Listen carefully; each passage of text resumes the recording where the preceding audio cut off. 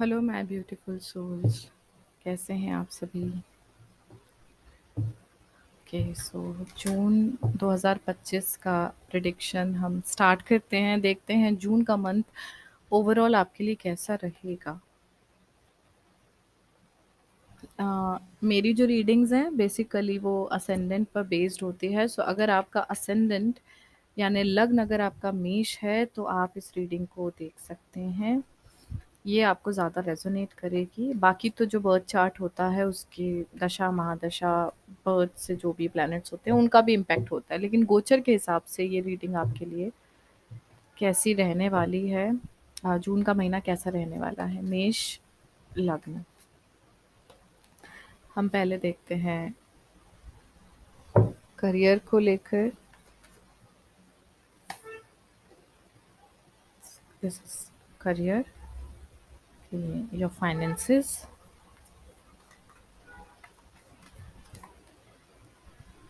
Relationship,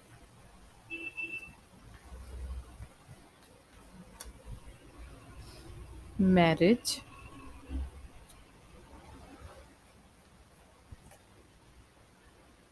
your health,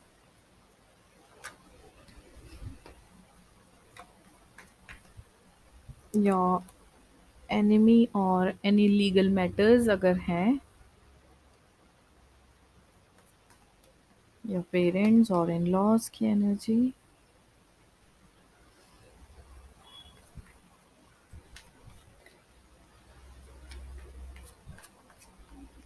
share market और अगर आप कुछ इन्वेस्टमेंट कर रहे हैं तो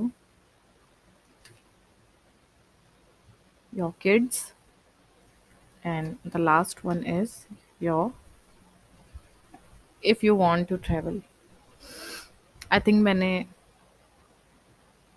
चीज़ें कवर की हैं। Career, finance, relationship, marriage, your health, any legal matter or enemies, your parents, share market or any investment, then your kids and your if you want to travel। अब यहाँ पे थोड़ा सा डिफरेंट इसलिए किया क्योंकि ये मेन चीज़ें होती हैं जो हम लोगों को बहुत ज़रूरी होती है हमारी लाइफ में। ये सब चीज़ों को हम चाहते हैं ओवरऑल, ठीक है। अंडरनीथ जो एनर्जी है वो है एडवेंचर की। सो एरीज असेंडेंट आपके लिए जो एनर्जीज यहाँ पे मुझे दिखाई दे रही हैं,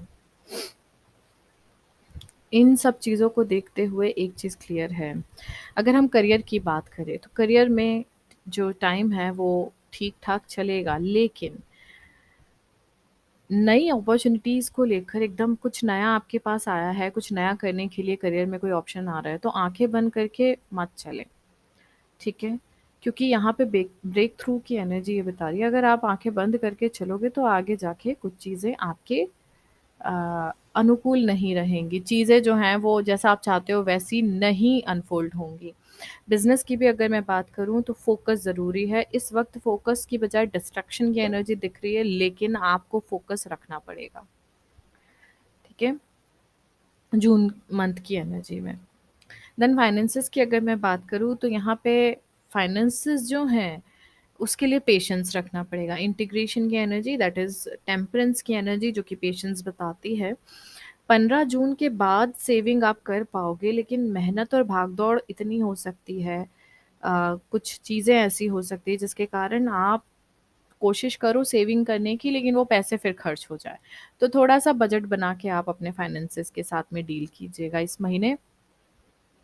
रिलेशनशिप की बात अगर मैं करूँ तो 5 ऑफ वॉन्ड्स की एनर्जी जो कि कहीं न कहीं मिसअंडरस्टैंडिंग्स और कॉन्फ्लिक्ट की एनर्जी यहाँ पे दिखा रही है, और हो सकता है कि आप अपने पार्टनर पे डाउट करें क्योंकि आप ऑनेस्ट हैं अपने रिलेशनशिप को लेकर। तो आप इन चीज़ों में आपको कहीं न कहीं एक होता है ना, एक शक का कीड़ा मन में आ जाए तो उससे थोड़ा-सा बच के रहिएगा, और गुस्से में आकर बिना कोई चीज़ सोचे-समझे अपने पार्टनर से बात मत कीजिए, अदरवाइज़ कॉन्फ्लिक्ट की एनर्जी है, लड़ाई-झगड़े हो सकते हैं। रिलेशनशिप में जैसे मैंने बोला, एक तो आप लोगों को आँख बंद करके किसी तीसरे को की बातों में आकर अपने पार्टनर पे शक नहीं करना चाहिए। अगर आप रिलेशनशिप में हैं तो I think trust is very much needed. इसके बाद में यहाँ पे मैरिज जो है वो पेशेंस बता रही है। अब ये पेशेंस मुझे बहुत पहले से भी फ़ील हो रहा है। मतलब मेष लग्न की अगर आपकी कुंडली बनती है, तो पेशेंस आप अपनी मैरिड लाइफ़ में काफ़ी टाइम से रख रहे हैं। बहुत पेशेंस के साथ ही आप आगे भी बढ़ रहे हैं। आप अगर मैरिज के लिए अगर आप सिंगल हैं और पेशेंस के साथ वेट कर रहे हैं, तो न्यू प्रपोज़ल्स आ सकते हैं। लेकिन फिर बोलूँगी इस वक़्त, क्योंकि राहु 11th हाउस में, केतु आपके 5th हाउस में है, तो डिसीजन लेने में थोड़ा-सा समय ज़रूर लगाइए, थोड़ा-सा समय अपने पार्टनर के साथ बिताइए। अगर आप शादी करने का प्लान कर रहे हैं, तो समझने की कोशिश कीजिए, उसको जानने की कोशिश कीजिए। उसके बाद ही इस शादी के लिए आप हाँ करिए, अदरवाइज़ गलत रिश्ते में फँस सकते हैं। ऑलरेडी मैरिड हैं, चीज़ें ठीक नहीं भी चल रही थी, बहुत पेशेंस आपने रखा था, अब समय है थोड़ा-सा साथ देने का अपने पार्टनर का, थोड़ा-सा क्वालिटी टाइम एक साथ बिताएँ, एक-दूसरे को समझने की कोशिश करें। अगर आपके स्पाउस आपसे किसी बात पे नाराज़ हैं, उनको मनाने की कोशिश करें। हेल्थ की अगर मैं बात करूँ तो न्यू विज़न की एनर्जी है। मेंटल लेवल पे थोड़ा-सा अनस्टेबल चीज़ें दिख रही हैं। यहाँ पे थोड़ा आप किसी एक चीज़ को लेके बहुत पैनिक हो रहे हैं, किसी एक चीज़ को लेकर आप बहुत ज़्यादा डिप्रेसिव एनर्जी में जा रहे हैं। मतलब आप अपने नज़रिए से चीज़ों को देख रहे हैं। तो न्यू विज़न की एनर्जी है, आप जिस चीज़ को लेकर आप अभी बहुत ज़्यादा वो चल रहे हो ना, मतलब आपको अगर ऐसा लग रहा है कि आप उन चीज़ों को लेके बहुत कुछ ऐसी चीज़ें हो जाती हैं ना हेल्थ को लेके, हम थोड़ा-सा कि हम ऐसा खाएँगे, हम वैसा पिएँगे, हम ऐसा करेंगे, हम वैसा करेंगे, तो उस हिसाब से हम अपने नज़रिए से चीज़ों को देख रहे हैं। लेकिन आपको थोड़ा-सा, अगर घर वाले आपको सजेस्ट कर रहे हैं ये चीज़ खाइए, ये मत खाइए, थोड़ा व्यायाम कीजिए, तो आपको उनके नज़रिए से भी चीज़ों को देखना बहुत ज़रूरी है इस टाइम पे। हार्ट हेल्थ का ख़्याल रखिए, खाने-पीने का अच्छे से ख़्याल रखिए। कोलेस्ट्रॉल और हार्ट को लेकर थोड़ी चीज़ें इम्बैलेंस हो सकती हैं, तो थोड़ा खाने-पीने का ख़्याल रखते हुए आपको नित्य व्यायाम भी करना है, योगा कीजिए। सावधानी से आपको वाहन चलाना है, ठीक है? गाड़ी चलाते वक़्त डिस्ट्रैक्शन मत आने दीजिए।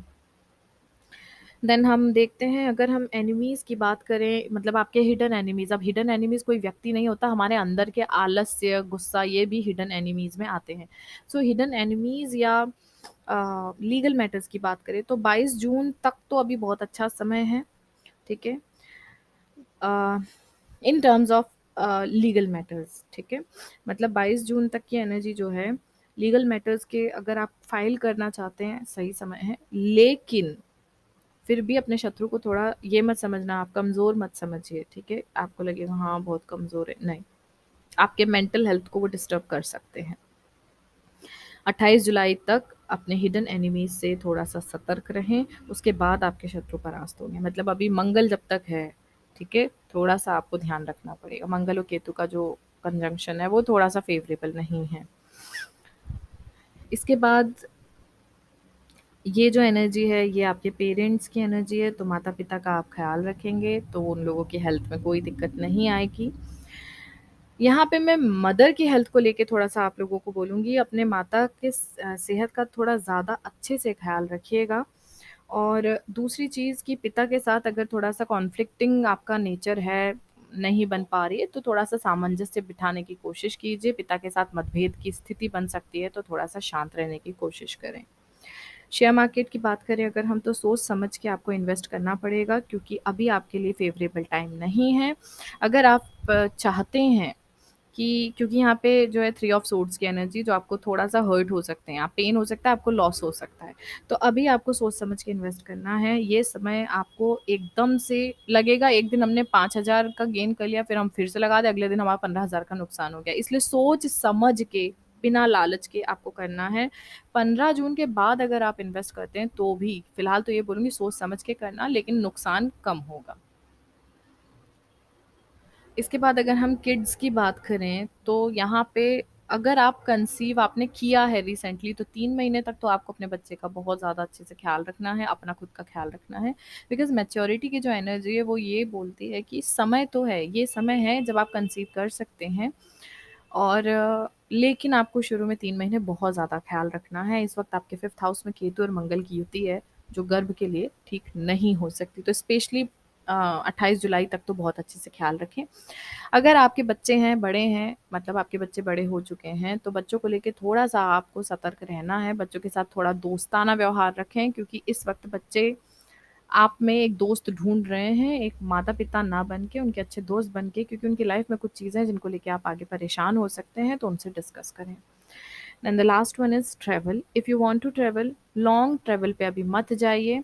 हाँ, कहीं आपको थोड़ा बहुत घूमने का मन है तो आप जा सकते हैं। धार्मिक यात्राएँ भी आप कर सकते हैं 9 जुलाई के बाद। तो अभी थोड़ा-सा ये महीना सतर्क रहें। लॉन्ग टर्म की ट्रैवलिंग आप अभी अवॉइड करें, ठीक है? और अगर आप धार्मिक यात्रा करना चाह रहे हैं तो 9 जुलाई के बाद आप ट्रैवल कर सकते हैं। ये मेष लग्न की एनर्जी है जो कि मैंने आपको बताई है, एरीज़ असेंडेंट। आपके लिए क्या एडवाइस है देख लेते हैं, advice for Aries ascendant.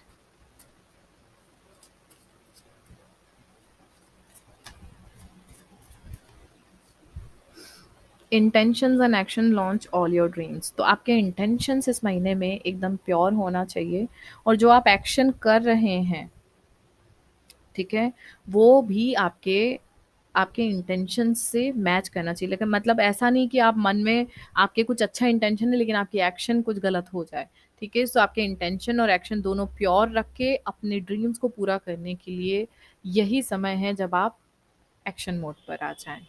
Okay? So that's all for Aries ascendant. अगर आप लोगों को अपना पर्सनल रीडिंग कराना है तो आप लोग मुझसे कांटेक्ट कर सकते हैं। ये जो भी राशिफल है ये जनरल प्रेडिक्शन है, गोचर के अकॉर्डिंग है। आपके खुद के बर्थ चार्ट में भी इसमें बहुत ज़्यादा इम्पैक्ट होता है, क्योंकि जन्म में कौन-सा ग्रह किस अवस्था में है, वो भी बहुत इम्पोर्टेंट रोल प्ले करता है। So that's all for you. June 2025 की रीडिंग फॉर मेष लग्न यानी कि एरीज़ असेंडेंट की रीडिंग है। अगर आप लोग अपना पर्सनल चार्ट का एनालिसिस या फिर पर्सनल टैरो रीडिंग लेना चाहते हैं, हीलिंग के सेशंस, काउंसलिंग, कंसल्टेशन कुछ भी आप लेना चाहते हैं तो मुझसे कांटेक्ट कर सकते हैं। कांटेक्ट की डिटेल्स आपको डिस्क्रिप्शन में मिल जाएगी। मिलती हूँ आपसे बहुत जल्द अगली वीडियो में, तब तक बने रहिए मेरे साथ। Thank you so much. Stay tuned.